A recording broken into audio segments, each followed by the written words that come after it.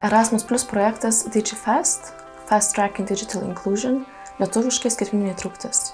Bendrai finansuoja Europos Sąjunga. 4. modulis – socialinių medijų pagrindai pradedantiesiems. Atraskite paslaptis, kurios padės atskleisti jūsų potencialą besivystančioje skaitmeninėje erdvėje. Ir pradėsime kalbėti apie tai, kas yra socialinių medijų rinkodara. Pirmiausia, pakalbėkime apie įvairias socialinės platformas, socialinių medijų platformas. Nuo Instagramo iki TikToko, nuo Facebooko iki Twitter, dabar vadinamo X. Kiekviena platforma iš jų turi unikalias savo savybės ir savo auditorijas. Jose galima kurti skirtingą turinį. Kokiagi ta socialinių medijų istorija, nuo ko viskas prasidėjo? Tai įspūdinga kelionė nuo technologijų ir žmonių bendravimo raidos. Ir nors socialinio bendravimo skaitmeninėmis priemonėmis koncepcija atsirado dar kompiuterinių tinklų kūrimo pradžioje, nuo tokios programos kaip Usenet, kuri buvo sukurta 1979 metais. Joje buvo galima dalyvauti įvairiose forumuose ir vartotojai galėjo dalintis informaciją įvairiomis temomis. Būtent 80-metyje ir 90-mečio pradžioje skelbimo platformos palengvino naudotojų keitimas žinutėmis ir failais internete. Toliau atsirado Friendster. Tai tokia socialinių medijų platforma, kuris laukia didelio populiarumo kaip vienas pirmųjų šiuolaikinių socialinių tinklų.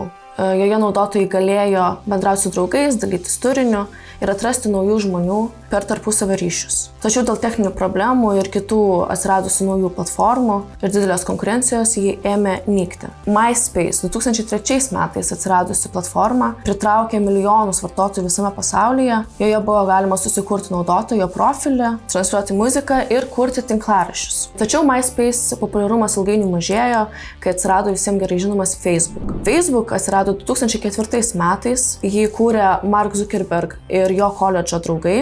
Pirmiausia, ši platforma buvo skirta studentams, tačiau vėliau greit išpopuliarėjo ir tarp visų amžiaus grupių ir buvo pritaikyta platesnei visuomeniai. Ir naujiena buvo ta, kad Facebook atsirado funkcijos kaip naujienų srautas, dalymasis nuotraukomis, o įmonės ir organizacijos galėjo susikurti savo Facebook puslapius ir taip pasiekti savo klientus. 2006 metais atsirado Twitter, dabar jau perpirktas Elono Musko, vadinamas X, tačiau tuo metu, nors tai ir nėra tradicinės svetainės, kadangi Twitter dominuoja trumpi įrašai, 140 simbolių, dažniausiai aptariamos politinės naujienos. Lietuvoje tai nėra taip populiaru, tačiau Amerikoje ir kitose šalyse kaip Nyderlandai ir panašiai, tai yra labai populiari platforma, kur žmonės dalinasi mintimis apie tiesiogiai vykstančius, realiu laiku vykstančius įvykius. Dažniausiai būna politiniai įvykiai. Tai platforma, kurioje dominuoja toks labai atviras bendravimas. Kita platforma būtų Instagram. Instagramas rado 2010 metais.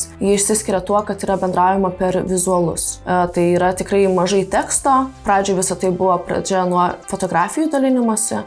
Dabar jau atsirado tokios naujos funkcijos kaip Reels kūrimas, kaip live video kūrimas ir šiuo metu tai yra viena populiariausių platformų. 2011 metais atsirado Snapchatas, tai buvo visiškai naujovė, jisai įtraukė tokius dalykus kaip fotografuojantis galima panaudoti tam tikrus filtrus, kuriuose naudojamas AI-us. AI tai yra dirbtinis intelektas. 2016 metais atsirado TikTokas. TikTokas tapo pasauliniu fenomenu dėl savo trumpo formato, vaizdo įrašo turinio ir algoritmų valdomų atradimų. Ką tai reiškia? Tai reiškia, kad vartotojas gali pamatyti tokius trumpus video, kurie yra aktualūs būtent jam. Tai jeigu jūs keliate video apie maisto gaminimą ir panaudosite tam tikras grotažymes, tam tikrą muziką, tai yra tam tikras algoritmas, kur vartotojai TikToko pamatys jūsų video pirmieji, jeigu jie žiūri daug tokio tipažo video. Kokios yra šiuolaikinės tendencijos? Tai socialinės medijos ir toliau vystosi kartu su naujomis technologijomis, tokiamis kaip virtuali realybė,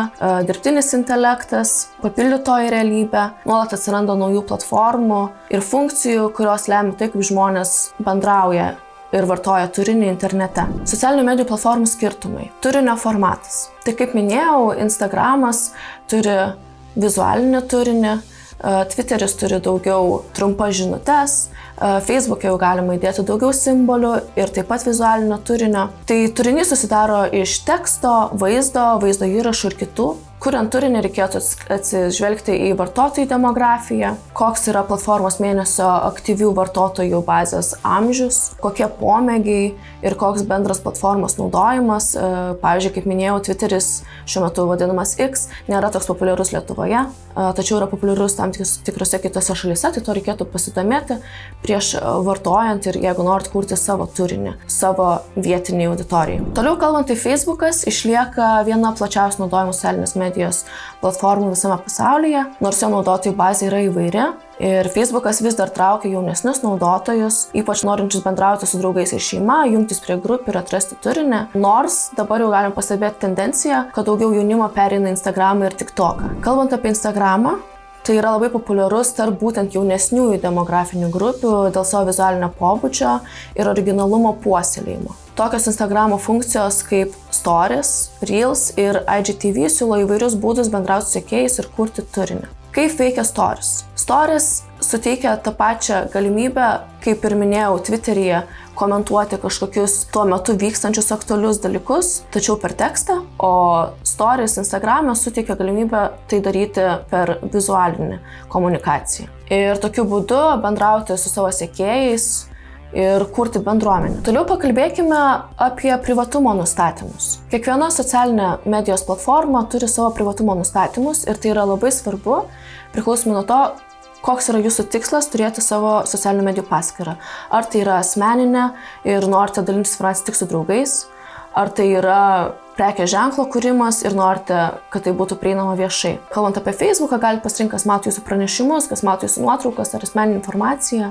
Kalbant apie Instagramą, jūs galite užrakinti savo profilį, kad jis būtų privatus, arba padaryti, kad jis būtų viešas. Taip pat atskirai galite kontroliuoti ir savo stories, tai yra istorijas, kurias dalinatės, kaip minėjau, realiu laiku.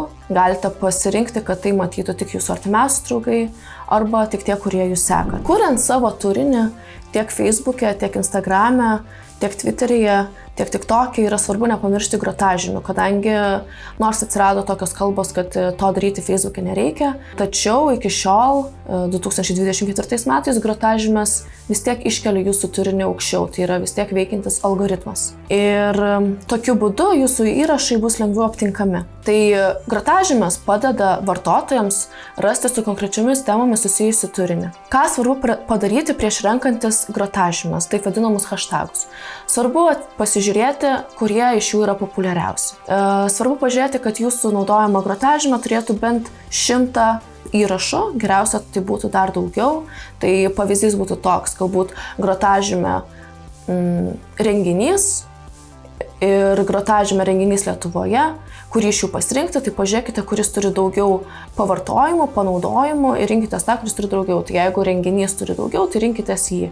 Daugiau tai reiškia daugiau negu 100, o jeigu dar 1000, tai labai gerai. Kuo didesnis skaičius, tuo geriau jį vartoti. Tačiau svarbu atkreipti dėmesį, kad bendriniai ir labai populiarūs hashtagai grotažymės gali pritraukti didesnį auditoriją, tačiau tai auditorijai nebūtinai bus įdomus jūsų turinys. Tai irgi priklausomai nuo to, kokį turinį jūs ruošitės kurti ir kokius žmonės nori pritraukti, pagal tai pasirinkite, kokias grotažymes vartoti.